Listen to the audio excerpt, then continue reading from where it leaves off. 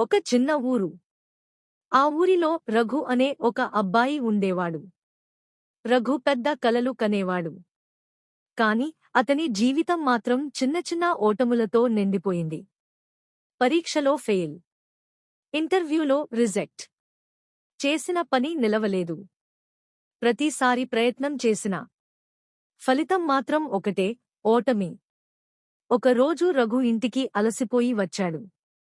అమ్మ అడిగింది, ఏమైంది నాయనా? రఘు ఏమి చెప్పలేదు. కళ్లలో నీళ్లు మాత్రమే. ఆ రోజు రాత్రి అతను నిద్రపోలేదు.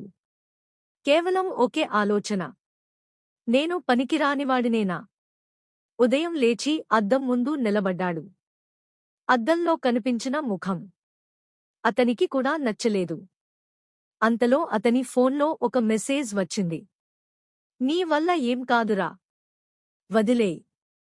ఆ మాట అతని గుండెను బలంగా తాకింది. ఆ రోజు రఘు ఒక నిర్ణయం తీసుకున్నాడు.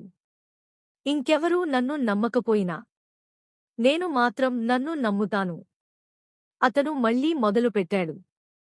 ఈసారి ఎవరికీ చెప్పలేదు. ఎవరినీ నమ్మలేదు. ప్రతిరోజూ ఉదయం ముందు లేచేవాడు. తనకు ఇష్టం ఉన్న పనిమీద రోజుకు గంట, తర్వాత 2 గంటలు, తర్వాత 4 గంటలు. అలసినా ఆగలేదు. ఫలితం కనిపించకపోయినా వెనక్కి తిరగలేదు. కాని జీవితం సులువు కాదు కదా. ఒకరోజు అతని దగ్గర డబ్బులు అయిపోయాయి. చిన్న గది, ఖాళీ జేబు, కలలతో నిండిన మనసు. ఆ రాత్రి అతను ఆకలితో పడుకున్నాడు. కన్నీళ్లు వచ్చాయి. ఇంత కష్టపడినా ఎందుకు నాకు ఏమీ రావట్లేదు? ఉదయం ఒక చిన్న అవకాశం వచ్చింది. పెద్దది కాదు, డబ్బులు కూడా తక్కువే. కాని అది అతని అవకాశం. రఘు అది పట్టుకున్నాడు. ఈసారి అతను పూర్తిగా ఇచ్చేశాడు. రాత్రి పగలు అనే తేడా లేకుండా పనిచేశాడు. ఒక్క అవకాశాన్ని తన జీవితంగా మార్చుకోవాలని ప్రయత్నించాడు. నెలలు గడిచాయి. ఒకరోజు అతని ఫోన్ మోగింది. నీ పని మాకు నచ్చింది, ఇంకో అవకాశం ఇస్తాం. ఆ మాట రఘు కళ్లలో నీళ్లు తెచ్చింది. ఈసారి ఆ నీళ్లు బాధవి కాదు, ఆనందం. కొన్ని సంవత్సరాల తర్వాత అదే ఊరు, అదే రఘు.